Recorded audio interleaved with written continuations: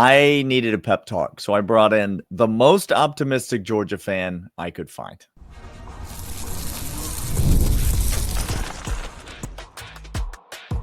You are Locked On Bulldogs, your daily podcast on the Georgia Bulldogs. Part of the Locked On Podcast Network, your team every day. What is up, everybody? Welcome back to the Locked On Bulldogs podcast, part of the Locked On Podcast Network, your team every day. Thanks so much for being here on a Friday. Thanks for being a first listener and everydayer, all of those things. And thank you to special guest. Clint's not with us this evening, but we got executive producer, former executive producer, current, still, I don't, sometimes, who knows? How about sometimes executive producer, show Sherpa, Michael Smith, M-Dubs, in the building. Michael, thank you so much for joining us. Don't tell anyone I said this, but probably my favorite Smith brother. And I can say that with confidence, knowing that neither of the other two are listening to this right now. So that's right. How are you? I'm good. Hey, it's good to see you again. Yeah. Great to see you in person. It's fine to see Clint in person, but great to see you in person last week. We got a lot of that same reaction from a lot of listeners over. Like, it's great to see you, Daniel. Fine to see Clint, but great to see you. Right.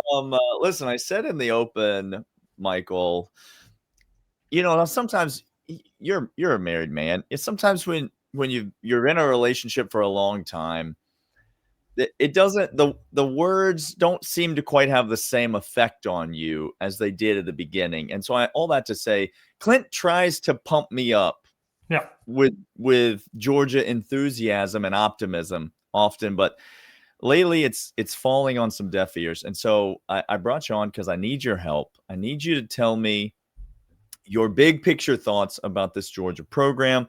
You give me a storyline, a take on Georgia football that you agree with, and see if you can convince me on it. I'll tell you if I'm sold or if I'm not sold.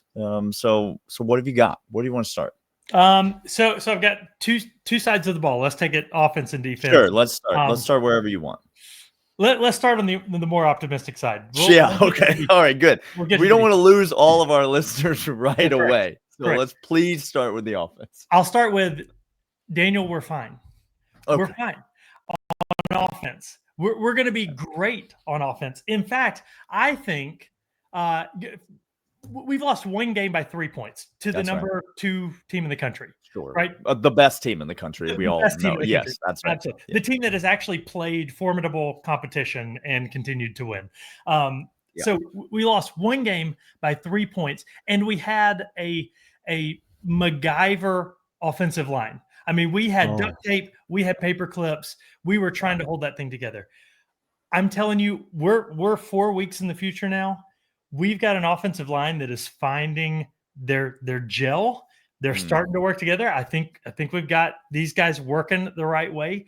Yeah. We've found our tight ends. Believe it or not, we're not having to just use them to supplement the offensive line. Holy crap, we're throwing the ball to a tight end in the end zone. In the end zone. Can you believe multiple times? That's right. Gunner has settled down a little bit. Like he can sit for a second. He's making good throws, but he's also still not scared to use his legs. We are fine. I think this Ole Miss game, more than anything else for me, just showed me that we can face the most creative offensive mind in the game and match them point for point for point if we have to. And Ole Miss is they're not a paper thin defense. You know, we were up against they're not the best defense. Right? Sure. We were able to put points on the board just like we did with Tennessee, just like we've done all season, except for that one game. So we're fine on offense.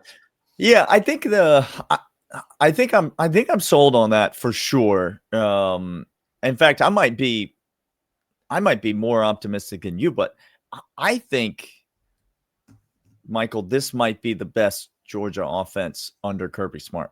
Like, I think this could be the best offense that Kirby Smart has had in his Georgia career. Now, that's good because second segment we'll get to the defense. But I really do think, and we've seen it work both ways, really. You know, against Ole Miss, like you said, we win a shootout. we hang in there in a game that we could have gotten run out of the building, right?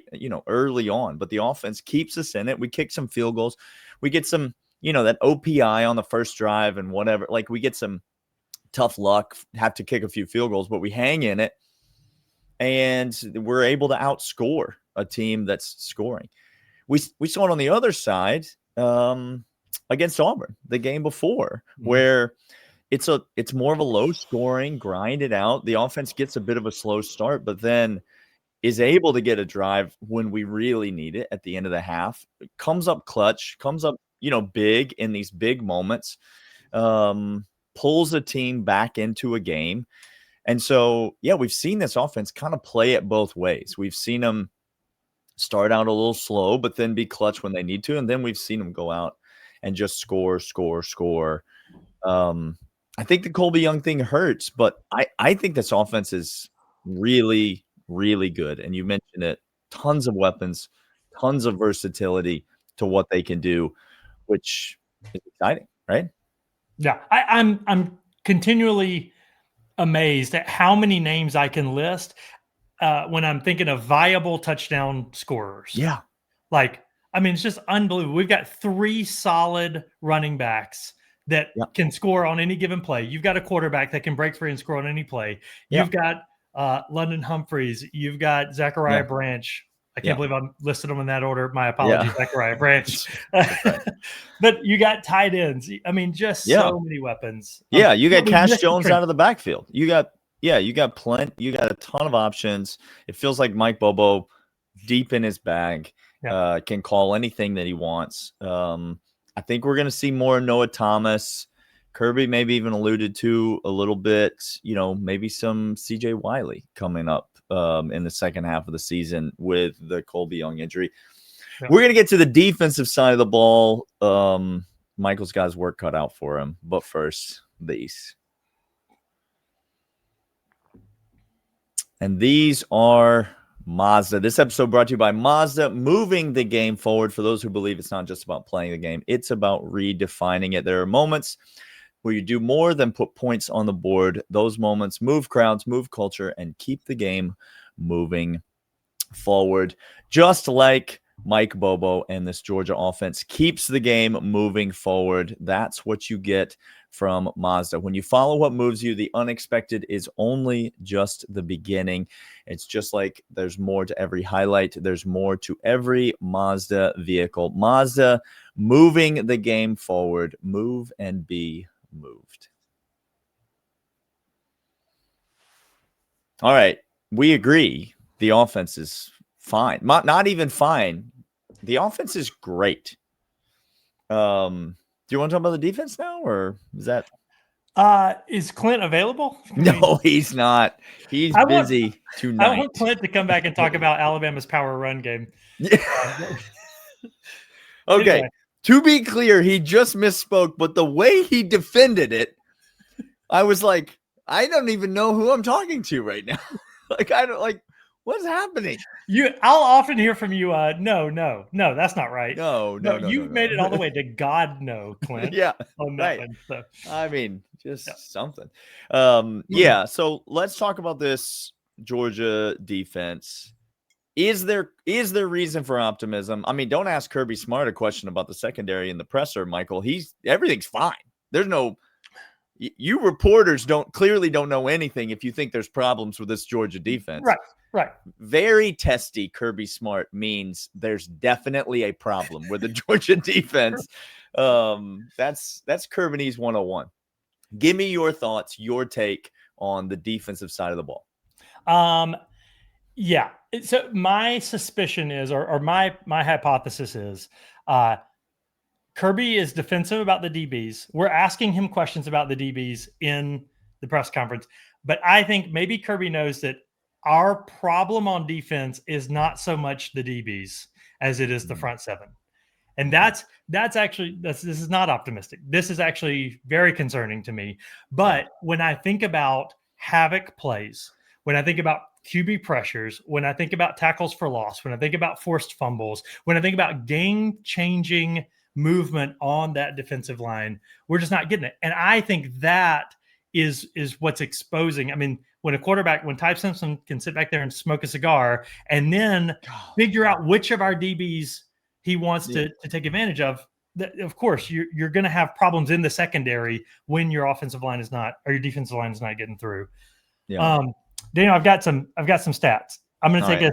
We're going to get dark before we get better here. Oh, okay. Good. Well, I welcome it. Yeah. So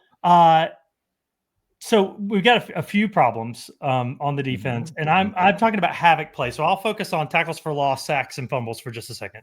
Sacks, overrated stat, but it is a reflection of how often are you getting into the backfield. Sure. So sacks, 2022, this Georgia defense was 27th overall in sacks, 47th in 2023. Okay. Last year, Georgia was 13th overall in sacks. Yeah. Do you want to know where we are right now? Probably lower than 13th. It's 3 digits. Okay, yeah. We're 122nd. Oh, so it's over 100 spots lower than 8 sacks on the season. Not good.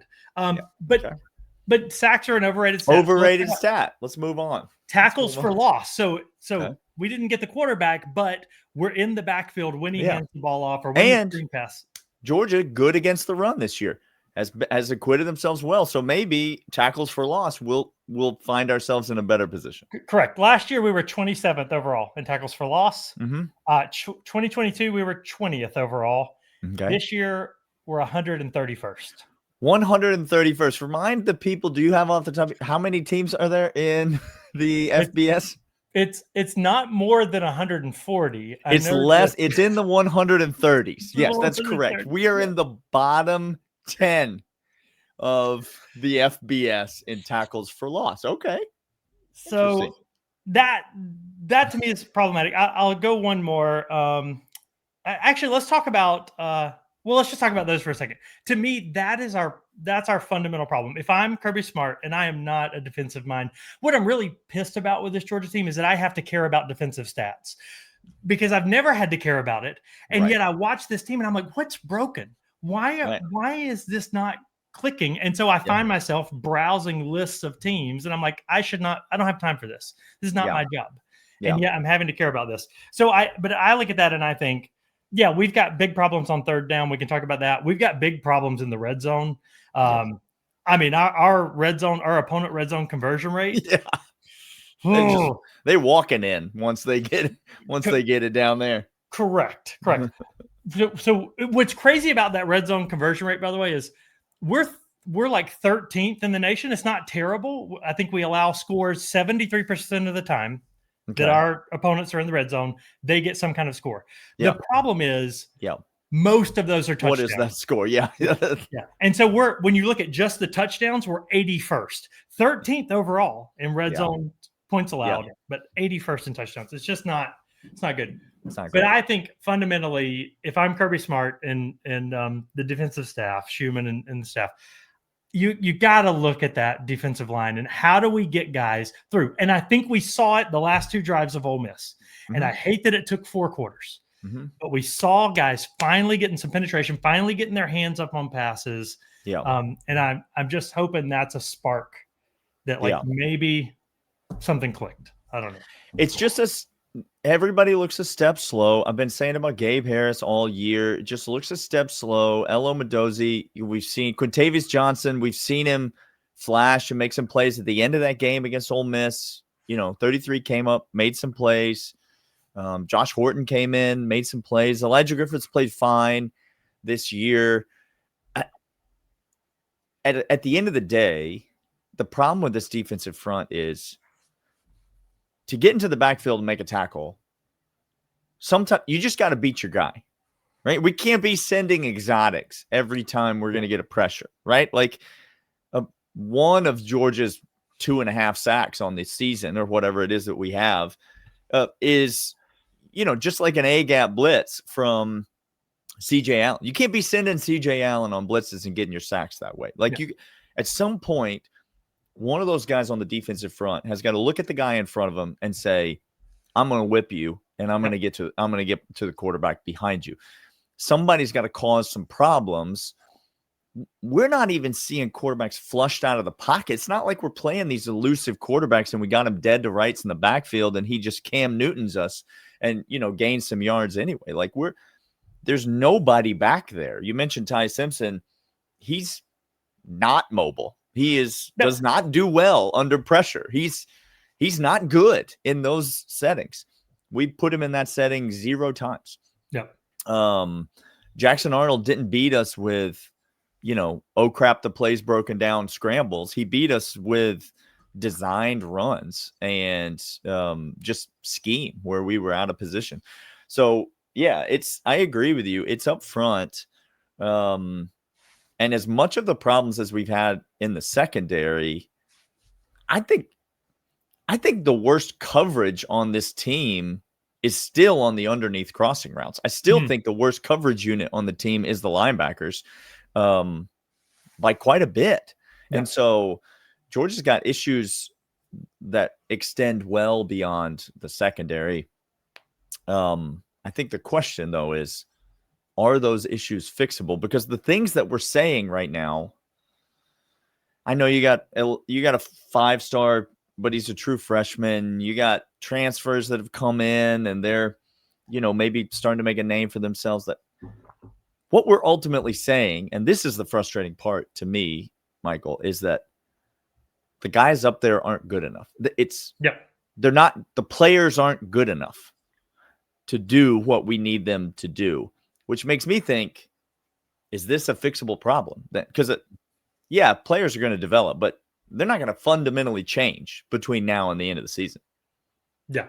Are we seeing some traction late in these games because we're having to wait until the offensive line is whipped on the other side? Like those guys are just so gassed, and then we bring in some substitution with a guy with a little bit of fresh legs. Yeah. You're right. It seems so simple, And I know it's not that simple, but it's like, my God, somebody beat your guy. Somebody just put your hands on somebody and get past them. We've seen it over and over and over again as Georgia fans, which makes it so frustrating when you consistently can't see it. Now, Michael's got a question for me that we will get to, but first, these. And these are, in fact, DoorDash. It's almost the weekend, Michael. I mean, just hours till the weekend, which means it's time to look back and crown this week's MVP. Who delivered? And I'm going to give it to Josh Horton. Transfer defensive lineman, came in at the end of that, made some key plays, got a batted ball at the end of that game. Josh Horton delivered when it mattered for Georgia on the defensive front. Let's hope he can continue to do that. And just like he delivered for Georgia, DoorDash delivers for your Saturdays. With DoorDash Streaks, you save every Saturday that you order. Stack it up all season long, and you could save up to $250, including $100 in DoorDash credits. Order this Saturday and keep the streak alive. Fuel your game day only with DoorDash. Terms apply. Promo ends 11/18. But, Michael, that's not all. We'll also talk about FanDuel. You like money, right? Love money. Yeah, FanDuel is the place that you go to get money. The NFL season's here, and FanDuel has an offer that you do not want to miss. Right now, new customers bet just $5 and get $300 in bonus bets if you win. That's right. Make a pick. Put $5 down. Fade any team coached by Raheem Morris. And if your bet hits, you'll unlock $300 in bonus bets to use across the app. You know that FanDuel is the official betting partner of the Locked On Bulldogs podcast. It's where Clint and I make all of our locks. We bet on college football because betting on the NFL is silly. But if that's your game, you can do that as well. Bet on the World Series, bet on the NBA. It's a great time to download the FanDuel app. So what are you waiting for? Visit FanDuel.com or download the FanDuel app today to get started. All right, Dubs, segment 3, you got a question for me. Is that correct? Correct. But before that question, I would be remiss if I came on this podcast. Here we go. And I did not give some flowers. Here we go. My man, Nate Frazier. Wow. You mentioned Josh Horton. Yes. Good call there. But Nate Frazier, talk about turning a season around. Like, he really has. Guys, we were done. We were done with Nate Frazier. Done. Done. Why should he shouldn't hold the ball, because he can't hold the ball. That's fundamentally what he's not good at. Yeah. Oh man. And watching him catch that screen, break into the end zone, and then drop to his knees. Thank you, God. Yeah. It was just, you could just feel the emotion. Man, so good. Nate Frazier and I we're in the exact same posture after he scored that touchdown. Both Me in section 305 and Nate Frazier on the grass. Exact same position. That's correct. Unironically. Nate Frazier, kudos to you. That's absolutely well said. Okay, so my question to you, as the optimist who thinks I still think we got a real good shot at cleaning up the rest of this season.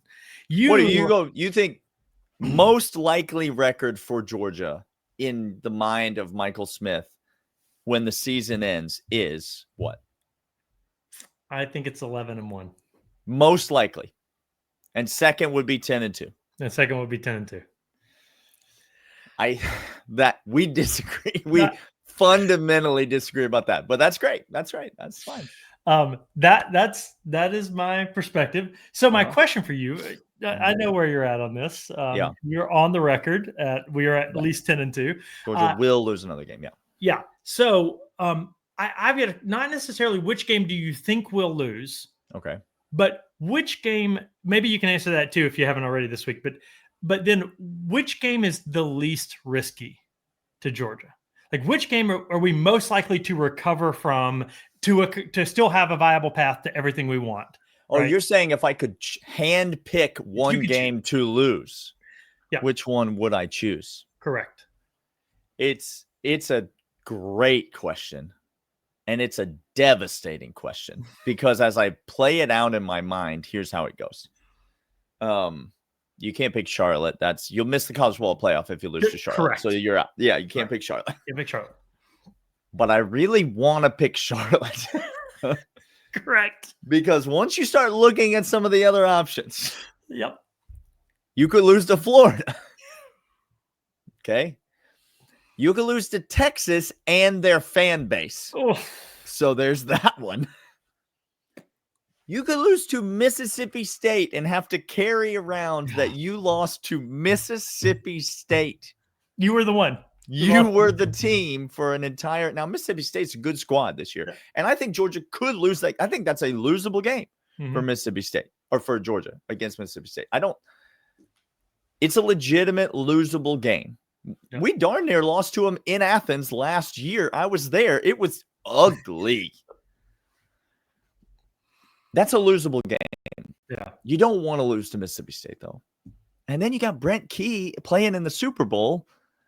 I mean, the absolute Brent Key might retire. Like before the college football playoff, he might retire if they beat Georgia. Like he's carry him all of his goals. He's accomplished it. That's correct. They will carry him off the field like he's Vince Dooley, and he will retire on the spot. You've heard of a coach getting tarmacked. He will tarmac himself outside of Mercedes-Benz Stadium. The game that I would most like to lose, if I'm being dead honest, of those four, is Mississippi State. Like I can't. First of all, a loss to Mississippi State would be embarrassing to Georgia. But I don't think it knocks Georgia out of the playoff because Georgia would still have wins over Tennessee on the road, which we'll see how Tennessee finishes the season. We'll see if Tennessee beats Kentucky this weekend. Tennessee on the road, they got to win over Ole Miss. They still have a quality resume. They will have a win in that case over. It's crazy to say this, but over a top 5, almost certainly a top 15 Georgia Tech, even if they lose a game between now and then, that's a top 15 Georgia Tech. So still make the college football playoff, even though you lost to Mississippi State. And you don't have to listen to anybody, right? I'm not worried about Lounge Dog blowing up my DMs, telling me like that his team beat me. Like I'm not concerned about that. He's already looking ahead to baseball season. So I don't want to. I'll never choose Florida, right? Correct. Never. Correct. Yep. Never. And the way that Texas has run their mouth, I mean, obviously this season has been a dumpster fire for Arch Manning. I don't know who could have seen it coming, but it's been a terrible season for Texas. But you can't let them beat you. Now we're 2-0 when Texas is in the SEC. You can't take that loss. And so, yeah, give me Mississippi State. Is that your answer too? Is that where you go? I think I agree with that. I waffled on Georgia Tech only because it's the non-conference top 15 loss. Like, if you've got to have a loss, the easiest loss to justify, and that doesn't directly impact, your conference record and those things. But then I looked at it like you look at it. Any Georgia fan worth their salt is going to say hell no to Florida and hell no to Georgia Tech. Yeah. We're not losing those 2 games. And then any Georgia fan that's paid attention the past few years, that's awake right now. Yeah, absolutely. That's awake. It's going to say hell no to Texas. And that really leaves Mississippi State. And to your point, Charlotte, can't lose to Charlotte. Yeah, here's the problem with losing to Georgia Tech is you just open up. If Georgia loses to Georgia Tech, they are in the SEC championship game for sure, because they'll have one conference loss. And I don't believe like that. I mean, there's going to be chaos in the SEC moving forward, but they will be playing either Texas A&M or Alabama in the SEC championship game, probably Alabama. If you lose to Georgia Tech and are 10-2 going into the SEC championship game, and then you lose the SEC championship game, all of a sudden you're a 3-loss team. Now, do I think Georgia would get in as a 10-3 SEC championship loser in the current format of the playoff? Yes, I do think they would. I have no interest in finding out. Like, especially if those 3 losses are to top 15 teams, right? 2 losses to Alabama and 1 loss to ranked Georgia. But let's say Ole Miss loses to Oklahoma this weekend, which they will. And then let's say Ole Miss loses the Egg Bowl to the aforementioned Mississippi State. Now, Georgia doesn't have a bunch of, like, it's not like Georgia got a bunch of wins on that schedule. Yes, you lost to 3 top 15 teams, top 10 teams. Right. But you beat Tennessee on the road. Like, I mean, so I don't want to go through that. That's not, I can't invite 3 losses. 3 losses is likely enough in my mind in the regular season. I can't be inviting it into the narrative in the postseason. And in that scenario you just laid out, you beat Tennessee on the road, but a weak Tennessee team. Who knows? Like by the end of the season, right. You beat Ole Miss, but they just showed that they don't have the chutzpah, and then you beat Texas with the blinking Christmas lights. If you saw Steve Sarkisian's interview, where he described today that all offense is like a Christmas tree, and you look at it and your eye is drawn to the light that's not working. Yeah, and I thought for half a second, which light is he talking about? I wonder. Arch Manning is the light he's talking about. That's the light he's talking. That's the light he's talking about. Yeah. His name's Arch Manning. You might have seen him in a viewer yet. Not a sponsor, could be, by the way, viewer. Reach out. How crazy is it that Georgia is about to face DJ Lagway and Arch Manning? And it's a legitimate debate about which one of them is worse at this point. Like, it's a legitimate. These are meant to be the 2 best quarterbacks in the SEC by 10 miles if you listen to anybody in the preseason. And now it's Taylor Green, Gunnar Stockton, and Ty Simpson. Those are your best quarterbacks in the SEC, and it's not close. So it's a wild time. It's a wild time. All right, Michael, thanks so much for coming on as always. Follow him on Twitter. He doesn't even have his Twitter handle. What's your Twitter handle these days? It's Hey Michael Smith. Hey Michael Smith. You can follow him on there. Michael, you're the best. Clint will be back next week, and we'll have lots more content for you, and we'll see you guys then.